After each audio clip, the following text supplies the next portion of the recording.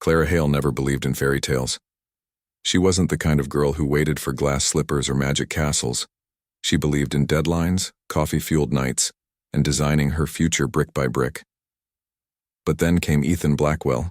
She first saw him at a charity gala, where she was presenting a housing project designed for underprivileged families. He was the keynote speaker. Ethan Blackwell, billionaire CEO, a man whispered about in business circles as if he were both legend and storm. Everyone watched him. His presence filled the room.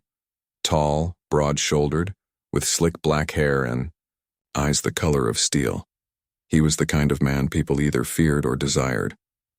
Clara intended to stay invisible, but Ethan had noticed her. He stopped at her display, studied her sketches and asked her questions, not shallow, not polite, but deep, thoughtful questions about her vision. It startled her. Men like him didn't usually look at women like her. By the end of the night, he asked her to dinner. She almost said no. Almost. Dinner turned into laughter. Laughter turned into late-night drives. Late-night drives turned into love. He spoiled her with flowers, dinners on rooftops, kisses stolen between meetings. She gave him her honesty, her warmth and her laughter, the things he hadn't realized he needed. He once told her, "You make me feel human again, Clara." And she believed him. When he proposed a year later, it wasn't in a grand ballroom or on some exotic beach. It was on her balcony, the city glittering beneath them, his voice quiet, but sure. "Marry me, Clara. Let's make this forever." Her chest tightened, tears filling her eyes. She whispered, "Yes." For Clara, it felt like forever had begun. For Ethan, it felt like he had finally found home. Forever, however, always has enemies. Vanessa Hart. She was Ethan's ex, a woman of elegance, and venom disguised as charm. Clara first saw her at one of Ethan's business events, her red lips curved in a smile that was too sweet to be genuine. Vanessa leaned close to Clara, her voice dripping honey. "You're lovely. I just hope you can handle Ethan's world." "Not everyone can." Clara brushed it off. She trusted Ethan, but Vanessa didn't stop. She appeared at more events, always too close, always whispering, and slowly, things began to change. Ethan came home later and later, his shirt smelling faintly of perfume that wasn't hers. His phone buzzed at odd hours, and when Clara asked, his answers were clipped. Just business. "You're imagining things." But she wasn't. She felt the distance like a cold draft creeping into their once warm home. Their conversations turned short, their laughter rare. One evening, Vanessa's hand lingered too long on Ethan's arm during a gala. Clara saw it. She saw Ethan pull away, but not fast enough. The image burned in her chest. When she confronted him, he brushed her off. "Don't be jealous, Clara. You're better than that." Her heart clenched. She wanted to believe him. But the whispers were growing louder, and she feared that forever was slipping away. The night everything shattered began with hope. Clara had worked for months on her most ambitious project yet, a new community center designed to give underprivileged children a safe haven. Tonight was the grand opening, and she had poured her soul into every detail. The curved lines of the building, the natural light streaming through wide windows, the murals painted by the children themselves. She stood at the podium, nerves fluttering in her stomach, as she addressed the small crowd gathered in the hall. Ethan had promised he would be there, sitting in the front row, his proud gray eyes encouraging her with every word. But as she spoke, scanning the room, his seat remained empty. She told herself he was running late. That business had delayed him, that he would arrive any moment and she'd see him stride through the doors, apologetic but smiling. He never came.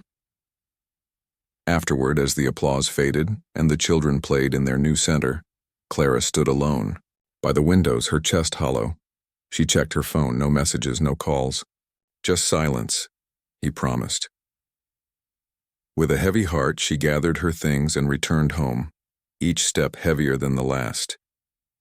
The apartment was dark when she entered. For a moment, she thought he wasn't home at all. But then she heard it, a muffled, Laugh. Her stomach twisted. Clara followed the sound to their bedroom, her hands trembling. She pushed the door open, and her world shattered. Vanessa was there, draped across their bed in a silk dress that clung like a second skin, her painted lips curved in a triumphant smile. And Ethan stood nearby, his shirt half undone, his expression stricken as if caught in something he couldn't explain. Clara froze.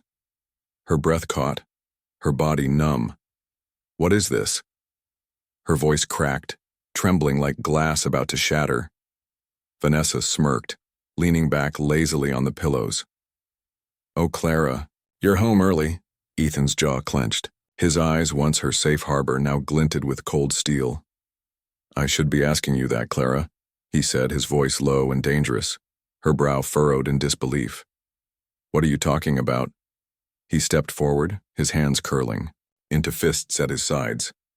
Don't play innocent. Vanessa showed me everything.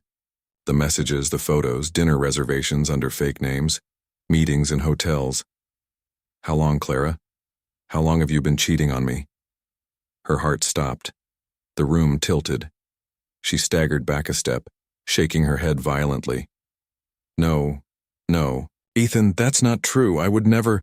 Don't. His voice was sharp, cutting her like a blade. Don't stand there and lie to me. I believed in you. I gave you everything. Tears blurred her vision as she tried to reach him. I never betrayed you, Ethan. I love you. Love? His laugh was bitter, hollow. Don't say that word when you've been laughing behind my back. Her knees threatened to buckle. She looked at him, desperate, searching for even a flicker of the man who once promised her forever. Please look at me, Ethan, you know me. You know I would never do this. For a moment, something flickered in his eyes, doubt, hesitation. But Vanessa's voice sliced through the silence like poison. She's lying, Ethan. That's what cheaters do. I showed you the proof. Don't let her fool you again. Ethan's jaw tightened. Whatever softness had almost surfaced vanished, his eyes hardened into stone. Pack your things, he said coldly. We're done. The words crushed her. Her lips trembled. You can't mean that. I mean every word. He turned away, his back rigid, his voice final. This marriage is over. Her world collapsed in that moment. The walls seemed to close in, the air too heavy to breathe. She wanted to scream, to tear the lies apart, to make him see her truth, but his back was turned, and she knew nothing she said would matter. She stumbled out of the room, tears blinding her heart shattering with every step.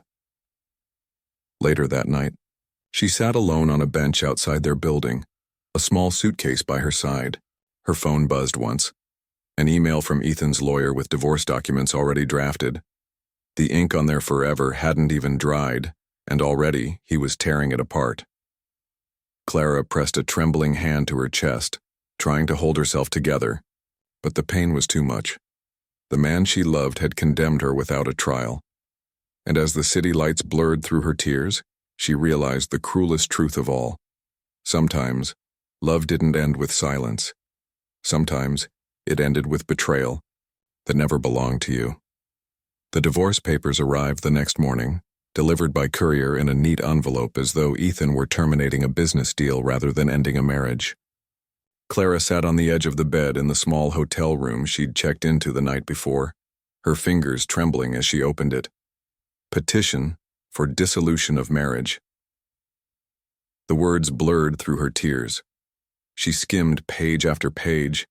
Division of assets, termination of joint accounts, a clause ensuring there would be no further contact. Her breath caught. No further contact. As if the years they had shared, the love they had built, meant nothing but a nuisance to be erased. The pen slipped from her fingers. Her chest ached with a pain so sharp she thought it might kill her.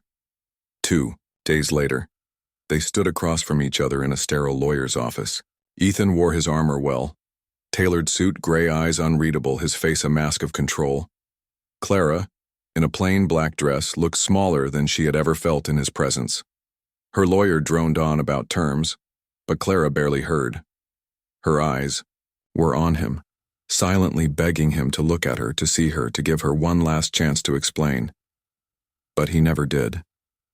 Finally, the lawyer slid the papers across the table. Mr. Blackwell, Mrs. Blackwell, sign here. The title stabbed her, Mrs. Blackwell. She had once whispered it with pride. Now it was being stripped from her. Her hand shook as she picked up the pen. She glanced at Ethan. He didn't move, didn't flinch, just signed his name with steady strokes. When he pushed the pen toward her, his hand brushed hers for the briefest second. The contact burned, but he pulled away as if her touch was poison. Her vision blurred with tears as she signed, and just like that, their vows were broken. Outside, the world carried on as if nothing had happened. Cars honked, people laughed, the sun shone mockingly bright. Clara stood on the courthouse steps, clutching her bag, feeling like the ground beneath her had vanished. Ethan emerged a moment later, his stride strong, his gaze fixed forward. He didn't look back. Not once. Her chest tightened. She wanted to run after him, to scream, "You're wrong.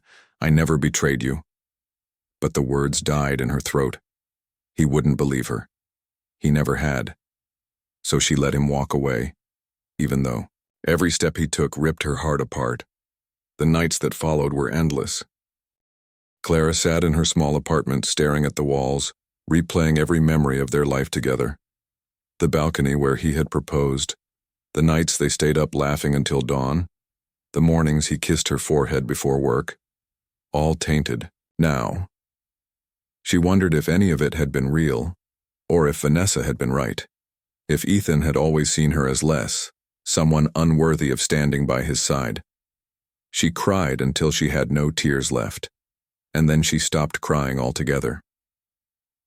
Weeks turned into months. Clara learned how to survive again. She took freelance design work, saving every penny until she could open a tiny firm of her own.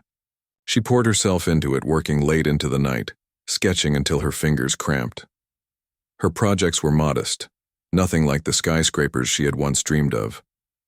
But they were hers. Every line, every wall, every roof was a piece of her rebuilding. Still, the shadows lingered. Every time she walked past a newsstand, Ethan's face stared back at her from glossy covers. Ethan Blackwell, the billionaire's next move. Sometimes Vanessa was on his arm, her smile victorious. Clara forced herself not to look, but in the quiet of night she couldn't stop the questions. Was he happy? Did he regret? Did he ever think of her? The hardest moment came 6 months later. She received a letter from the courthouse confirming the divorce was final. Enclosed was her maiden name restored, her identity reset as if she had never been Ethan's wife. She sat at her desk, staring at the paper, her chest hollow. She whispered his name softly into the empty room, as if speaking it aloud might bring him back. It didn't. She folded the letter neatly, placed it in a drawer, and closed it with finality. The vows they had once sworn, for better or worse, in sickness and in health until death do us part, were ashes now, shattered not by death but by betrayal and mistrust. And yet a part of her still burned with the cruelest truth of all. She still loved him. Time didn't heal Clara's wounds. It simply dulled them, turned the sharp agony into a constant ache that never left her chest. The first year after the divorce was survival. She lived paycheck to paycheck, renting a tiny one-bedroom apartment with cracked walls and a leaky ceiling. The place smelled faintly of old paint and damp wood, but it was hers. She worked tirelessly, freelancing as an architect and taking jobs others turned down, small projects, fixing kitchens, redesigning storefronts, converting basements into bedrooms. It wasn't glamorous, but it paid the bills, and when the exhaustion threatened to consume her, she reminded herself she was free. Free from Ethan's cold judgment, free from the lies, free from the betrayal. But freedom came with silence. Nights stretched long and lonely. She lay awake, staring at the ceiling, replaying every detail of their last fight.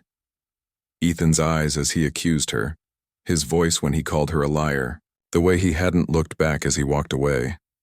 Sometimes she reached for her phone, fingers hovering over his number, but she always stopped.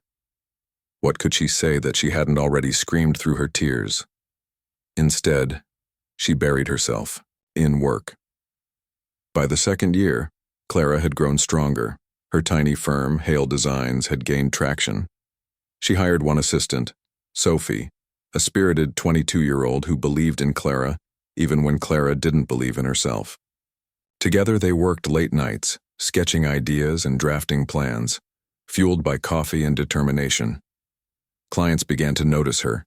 Her designs, though modest, had heart. They weren't just buildings, they were homes, sanctuaries, places where people could breathe. And slowly word spread. But success didn't silence the ghosts. Every magazine cover, every article about Ethan's company haunted her. Blackwell Industries expands to Europe. Ethan Blackwell seals billion-dollar deal. Sometimes Vanessa appeared by his side, dazzling in couture, her smile sharp as ever. Clara told herself she didn't care. She told herself she was too busy to notice. But deep down, she knew she was lying. He was still everywhere, still under her skin. On her loneliest nights, she walked by the places they had once shared. Restaurants, the park where he had kissed her under the rain, the balcony where he had whispered forever. She told herself it was closure, that she was reclaiming those spaces for herself. But each step felt like reopening a wound that had never healed. One evening, she sat on that same balcony, now belonging to someone else, staring at the glittering skyline. She imagined him somewhere across the city, perhaps staring out at the same lights, perhaps not thinking of her at all. Her chest ached. "Move on, Clara," she whispered to herself. "He's gone." But her heart never listened. The third year brought change.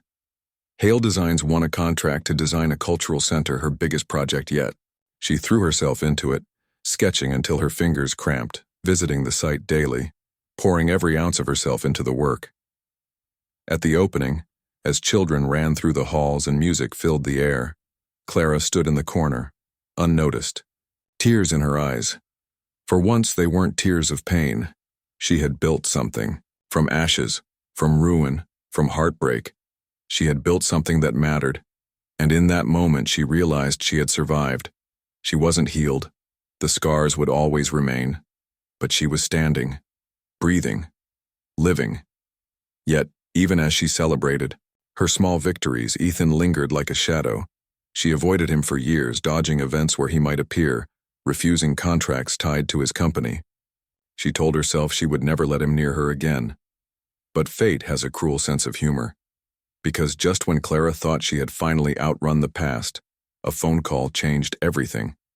Her firm had been shortlisted for a massive project, a skyscraper in the heart of the city, the kind of project architects dreamed of. The catch? The client was Blackwell Industries, and with that, the man she had spent years trying to forget was about to walk back into her life. Clara sat at the long mahogany table, her fingers clutching the edge of her notebook, as if it were a lifeline. The conference room was sleek, modern glass walls overlooking the skyline. Everything about it screamed of wealth and power. She had been in dozens of meetings since founding Hale Designs, but this one was different. This was his territory. "Blackwell Industries appreciates your time," the assistant said smoothly, setting down the project brief. "Mr. Blackwell will join us shortly." Clara's stomach twisted. Her throat tightened. She had told herself she was ready, that she could face him after all these years. But now, sitting here, waiting for the man who had once been her whole world, she wasn't sure she could breathe. The door opened, and there he was, Ethan Blackwell, walked in with the same commanding stride that once made her heart race. Time had only sharpened him, his jaw more defined, his presence heavier, his gray eyes colder. The tailored suit fit him perfectly, the picture of a man untouchable, powerful. But when his gaze fell on her, for the first time in years, something flickered, shock, recognition. and beneath it something else. Clara's chest ached. She forced herself to straighten, her voice calm when she wanted to scream, "Mr. Blackwell." His lips curved, though not into a smile, more like a challenge. "Mrs." He stopped, corrected himself with chilling precision. "Ms. Hale." Her name, stripped of his, cut like a knife. The meeting proceeded, though.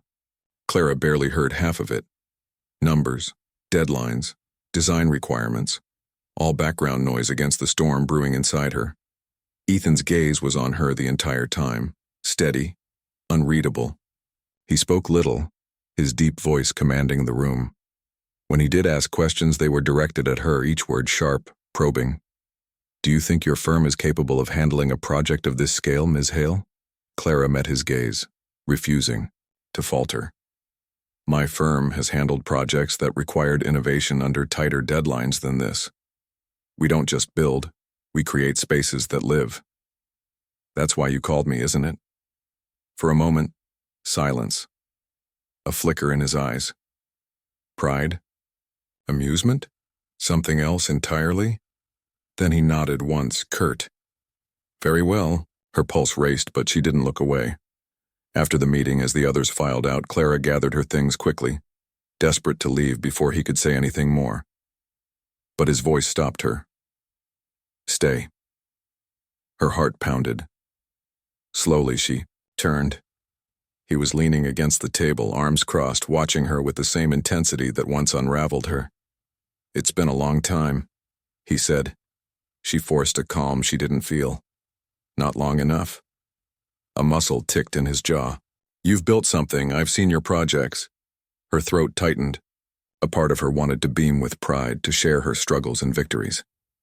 But those days were gone. "Yes," she said simply. He stepped closer. Too close. "You disappeared, Clara. No calls, no explanations. You just vanished." Her chest burned. Vanished? He had destroyed her, discarded her, left her bleeding in the ruins of their marriage, and he dared accuse her of vanishing? Her voice shook, but with fury, not weakness. "I vanished because you told me to. Remember? Pack your things. We're done. That's what you said." His eyes darkened, guilt flashing before the steel returned. "I didn't mean—" He stopped himself, jaw tightening. "You should have fought harder." Her laugh was bitter, sharp. "I begged you to listen, you chose not to." The silence that followed was heavy, suffocating. For a moment, Clara saw something in his gaze, regret, pain, maybe even longing. But then his mask slipped back into place and he stepped away. "The project starts next week," he said coldly. "We'll be working closely together. I expect professionalism." And with that she walked out, her back straight, her heart breaking all over again.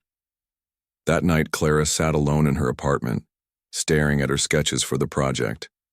Her pencil hovered over the page, but her mind was stuck on the way his eyes had softened for that one fleeting second. She hated him. She resented him. And yet, seeing him again had awakened something she had buried deep. Something dangerous. Something she wasn't ready to face. Working with Ethan was like walking, a tightrope over fire. Every meeting became a battlefield. Every conversation, a duel of sharp words and sharpened gazes. Clara sat at the head of the conference table, her sketches spread before her, while Ethan leaned back in his chair, arms folded, his expression unreadable. "The design is efficient," she explained, pointing to the model, "but it's also welcoming. People won't just see a skyscraper, they'll see a landmark, a place they want to enter." Ethan's gray eyes flicked over the papers. "Efficient? Welcoming?" His voice was smooth but edged with mockery.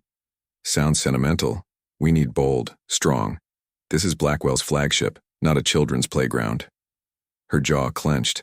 "A building without soul is just glass and steel, Ethan. You can intimidate people or inspire them. Which will last longer?" The room went quiet. Even the assistant stilled, glancing nervously between them. For a moment, Clara thought he might dismiss her idea outright, but instead his lips curved faintly. Not a smile. Something darker. "You haven't changed." he murmured almost to himself. Still stubborn? Her heart skipped, but she forced her voice steady. And you haven't changed either. Still, convinced power is everything. The tension thickened. Neither looked away. Finally, Ethan turned to the others. We'll incorporate Hale's design into the proposal. Meeting adjourned. The assistants hurried out. Clara gathered her sketches, refusing to let her hands shake. As the door closed, leaving them alone, Ethan spoke again. You're good, he said quietly. Better than I remembered. Clara froze, her breath catching. She turned slowly, meeting his gaze. His expression was unreadable, but his eyes, those eyes she once knew so well, were softer than she'd seen in years. She forced herself to scoff. Don't flatter me. I know what I am without your approval. But as she walked past him, she felt the heat of his presence, the pull she hated but couldn't deny. The weeks dragged on in that rhythm, arguments in meetings, tense silences in elevators, fleeting moments that left Clara shaken. Late nights became the worst. One evening, they stayed behind at the office, reviewing blueprints under the glow of the city lights. Clara's pencil scratched across the paper, while Ethan leaned over her shoulder, his breath brushing her hair. You missed a structural adjustment here, he murmured, pointing. Her pulse raced. She moved her pencil, her hand brushing his. Electricity shot through her, memories flooding back. The way his hands once held hers, the warmth of his touch against her skin. She pulled away quickly. I didn't miss it. I was revising the load-bearing section. His lips curved faintly, almost amused. Still defensive. Her chest burned. Still insufferable.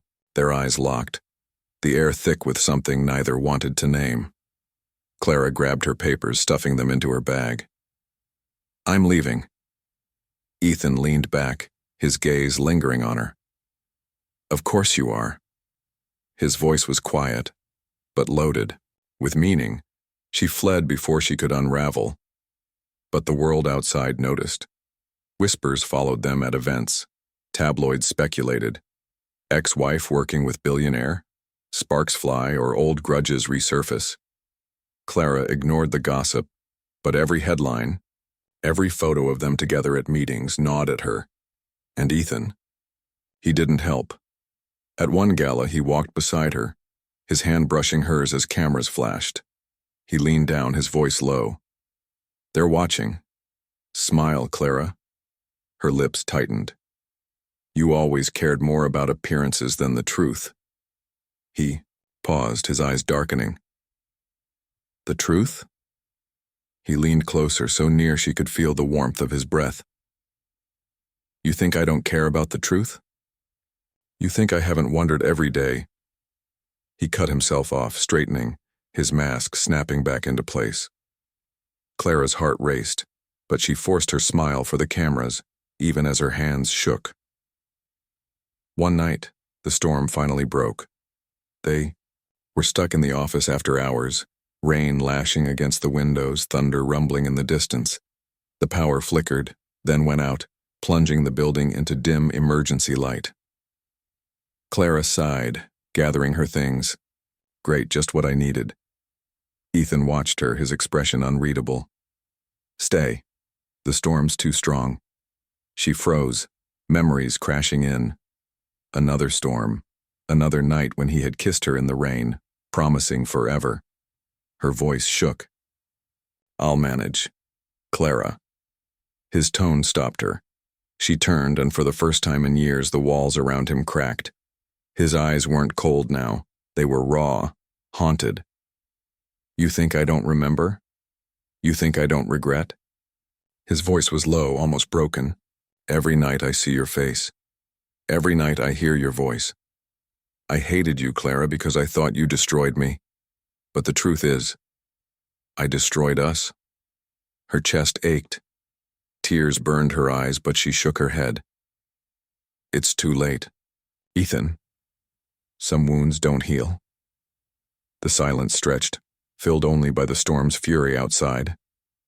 He stepped closer, his hand lifting as if to touch her cheek. then dropping at the last second. His voice cracked. Maybe, but some wounds don't kill love either. Clara's breath hitched, her heart betraying her as it beat wildly in her chest. She turned away before he could see her tears. Don't, Ethan. Don't say things you can't take back. And she walked out, the storm swallowing her whole. The mio. Truth always finds a way to claw itself free. Clara never expected it to happen at a gala. The ballroom glittered with chandeliers, gowns, and champagne. Clara wore silver silk, simple yet striking, her hair pinned in loose curls. She hadn't dressed for Ethan, but when his eyes followed her the moment she entered, her stomach tightened. He looked devastating, as always, black suit, cufflinks, catching the light, his presence commanding the room. But his gaze was heavy, lingering, as though she were the only one there. She ignored it. She had become skilled at pretending. Vanessa, however, couldn't be ignored. She arrived on Ethan's, arm draped in emerald velvet, her laugh sharp, her smile victorious. Clara's chest tightened at the sight, though she refused to show it. She sipped her champagne, hiding behind a mask of calm. The night dragged on, filled with speeches and empty compliments. Clara mingled, forcing polite smiles, but she could feel Ethan's eyes on her, could feel the tension thickening. And then fate struck. It began with Vanessa's laugh, too loud, too brittle, as she stood near the bar, her glass clutched tightly in her hand. Clara was walking past when she caught it. Vanessa's sharp words, slurred slightly with too much wine. He believed everything, like a fool. All I had to do was show him a few staged photos, fake messages. Oh, the look on Clara's face, when he accused her. Clara froze, her heart pounded as Vanessa's voice carried on, bitter and mocking. He never even questioned it. That's the best part. Ethan, the great Ethan Blackwell, brought down by a few carefully placed lies. And Clara? She begged him to believe her. Pathetic. The group around Vanessa chuckled nervously, not sure if she was joking. But Clara's blood turned to ice. She stepped closer, her voice steady though her body trembled. What did you just say? Vanessa blinked, startled, then smirked. Oh, look who's here, the martyr herself. Clara's hands shook, but her words were sharp. Repeat it. Vanessa laughed. Why should I? You already know. I made sure of it. I destroyed you, and he. She glanced toward Ethan, who had just approached, his expression unreadable. He let me. The air shifted, Ethan's face drained of color. His gaze swung to Vanessa, cold and deadly. What did you just say? Vanessa faltered. Ethan, darling, I was joking, but he stepped closer, his voice like steel. You faked those messages. Her painted smile wavered. It was nothing, just harmless. Harmless? His voice thundered, silencing the room. Guests turned, whispers rippling. You destroyed my marriage. You made me believe Clara. His words broke, raw and jagged. You made me throw her away. Clara stood frozen, her chest heaving, every muscle in her body taut. Vanessa tried to recover, her voice sharp. She never belonged with you, Ethan. You deserved someone who could stand by your side. Someone like you? His laugh was bitter, dangerous. You're nothing but poison. Gasps echoed around them. Vanessa's face crumpled, fury flashing, but she could see she had lost. She spun on her heel and stormed out, her heels clicking like gunshots against the marble floor. The silence that followed was suffocating. Ethan turned to Clara, his gray eyes wide, stricken. For the first time in years, he looked broken. Clara. His voice cracked, hoarse. Oh God, it wasn't you. It was never you. Her throat tightened. She wanted to scream at him, to claw at his chest, to demand why he hadn't believed her, but the words stuck. All she could whisper was, I told you I never betrayed you. His hand lifted as if to touch her, then fell helplessly. I destroyed us. His voice broke completely, anguish spilling out in the eyes that had once condemned her. She stepped back, her chest rising and falling. Tears blurred her vision, but they weren't the tears of the woman he had discarded years ago. They were the tears of a woman who had survived without him. Knowing the truth doesn't erase the past, she whispered. It doesn't erase what you did. He flinched as though struck. Clara, please, let me make it right. But she turned, her heels clicking against the marble, her head high, even as her heart shattered all over again. And for the first time, Ethan Blackwell was left behind. That night, Clara sat in her apartment, the city glowing outside her window. She wrapped her arms around herself, her mind spinning. She had wanted this moment for years, for Ethan to know the truth, to see his regret, to understand the depth of his mistake. Now he did, but instead of triumph, she felt only exhaustion. Because, no matter what, the past couldn't be undone. The scars remained, and the question that haunted her was one she wasn't ready to answer. Could love ever survive the hurt he had caused? Fee Hagonder Ethan Blackwell had faced hostile boardrooms, billion-dollar lawsuits, and ruthless competitors who would kill for his downfall. He had stared down men twice his size without blinking, commanded empires, without faltering. But nothing terrified him more than standing outside Clara Hale's apartment. The night after the gala, he found himself there, hands clenched into fists, heart pounding like he was 20 again. He had rehearsed 1,000 words, but none seemed enough. How did you apologize for destroying the only woman you ever truly loved? When the door finally opened, Clara stood framed in the dim light of her hallway. Her hair was loose, her eyes tired, her silver gown replaced with a simple sweater. But she was still the most breathtaking thing he had ever seen. Her face hardened when she saw him. Ethan. Her voice was cold. You shouldn't be here. I had to come, he said quickly. His voice, usually smooth and controlled, cracked with urgency. Clara, please. She cut him off, her tone sharp. You found out the truth, good for you, but it doesn't change anything. His chest ached. It changes everything. Vanessa lied, Clara. I believed her lies and... His words broke, the memory choking him. I ruined us. Clara crossed her arms, her chin high, though her eyes shimmered. You didn't just ruin us, Ethan, you ruined me. You looked me in the eyes and called me a liar. You made me sign those papers like I meant nothing. Do you have any idea what that did to me? His throat tightened. I do now, and I hate myself for it. She laughed bitterly, though her voice cracked. Regret doesn't undo the past.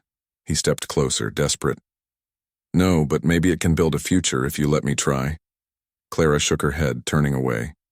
You think it's that simple? That you can just walk back into my life and, what? Say sorry? Promise you've changed? I'll prove it, he whispered, his voice raw. Every day, in every way, I'll prove I'm not the man who hurt you. Silence stretched. Clara's hands trembled, though she tried to hide it. Finally, she whispered, You can't erase the hurt. No, he said softly, stepping close enough that his breath warmed her cheek. But I can love you through it if you'll let me. Her breath hitched. For a second, she almost believed him.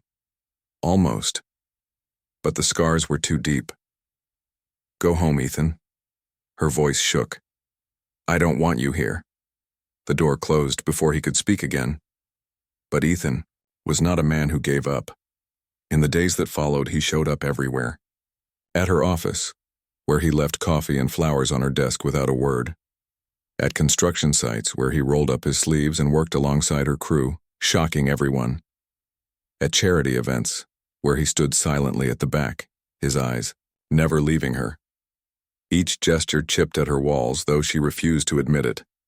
One afternoon, after a grueling site inspection, she found her car broken down in the rain. Before she could call for help, Ethan appeared, umbrella in hand, his suit soaked through. Get in, he ordered, opening the door of his car. She glared at him. I didn't ask for your help. His voice softened. I know, but I'll be here anyway. Something cracked in her chest. The storm inside her only grew. She lay awake at night, replaying every moment. His voice when he admitted his regret. His eyes when he watched her like she was still his whole world. The way he looked smaller now, stripped of arrogance, almost human. Part of her wanted to forgive him. Part of her wanted to run. Sophie noticed first. Clara, her assistant, teased one morning. "You're glowing. Don't tell me it's because of Mr. Tall, dark, and tortured out there." Clara flushed. "It's nothing. He's just persistent." Sophie grinned. "Persistent. Looks good on him." Clara rolled her eyes, but deep down her heart whispered what she refused to say aloud. "Persistent looks dangerous on him. Because it makes me want to believe." The breaking point came one night at the office.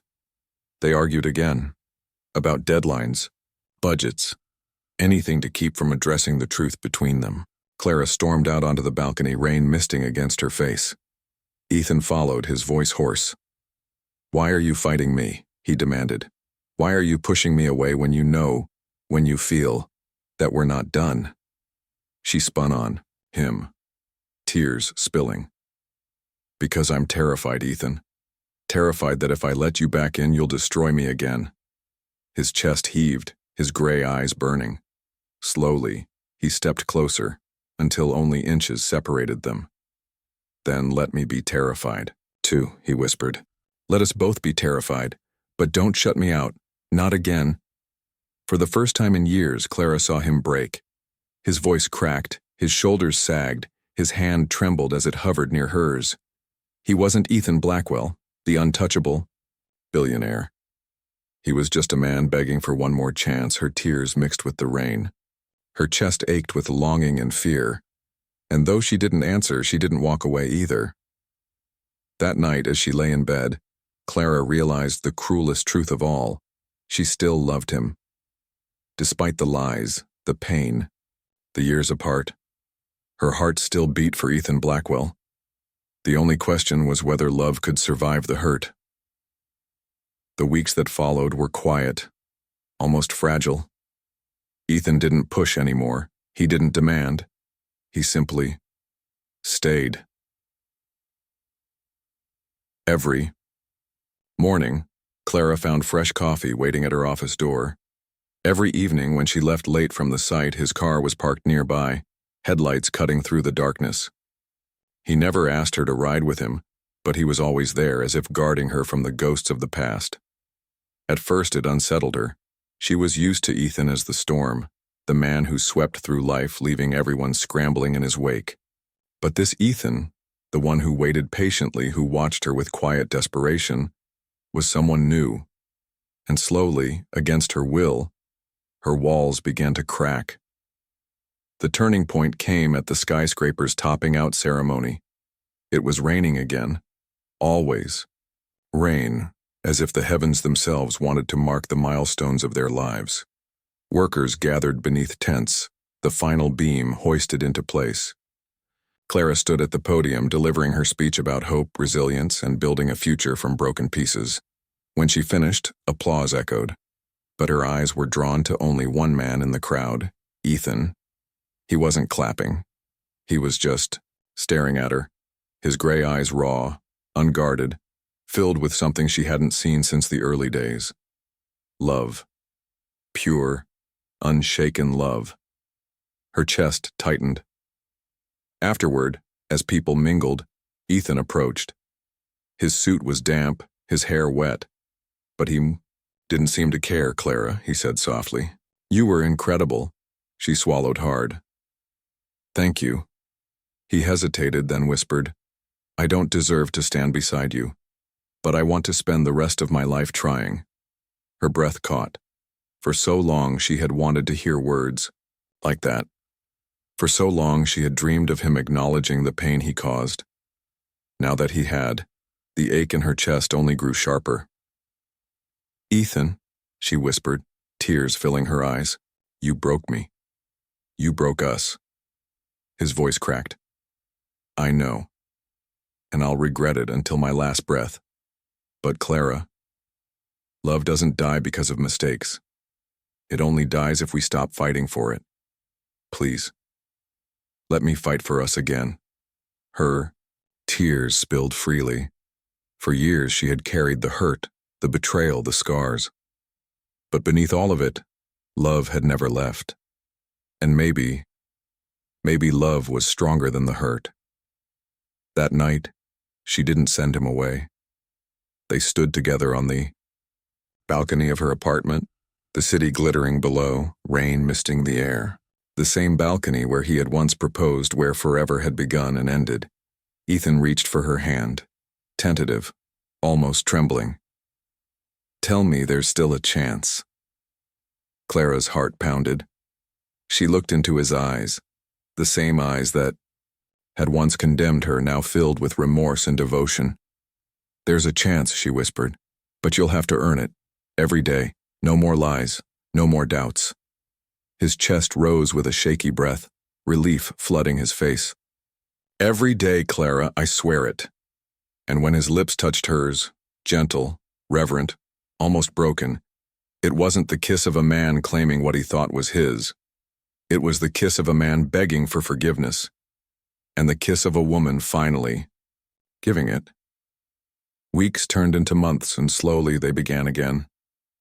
Not as the Ethan and Clara who had once been, but as two people scarred, humbled, and stronger. There were missteps, nights when old wounds reopened, when Clara pulled away, when Ethan's fear of losing her made him falter. But instead of silence, there was honesty. Instead of walls, there were bridges, and through it all, love endured.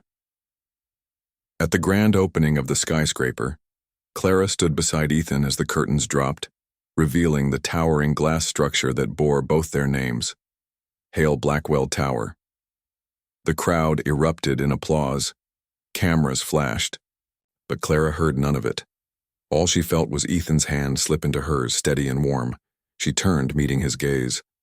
For the first time in years, there was no coldness, no doubt, no distance, only love. Later, as they stood on the rooftop garden, the city light stretching endlessly, Ethan pulled her close. His voice was soft, almost reverent. "We survived, Clara. Against everything. We survived." She rested her head against his chest, her eyes closing as peace washed over her. "Yes," she whispered. "We did." And in that moment she knew the truth. Love that survives the hurt is not the same love it once was. It is deeper, stronger, forged in fire, and theirs had survived. Forever. If you like the story, hit the like, share, and subscribe button for more.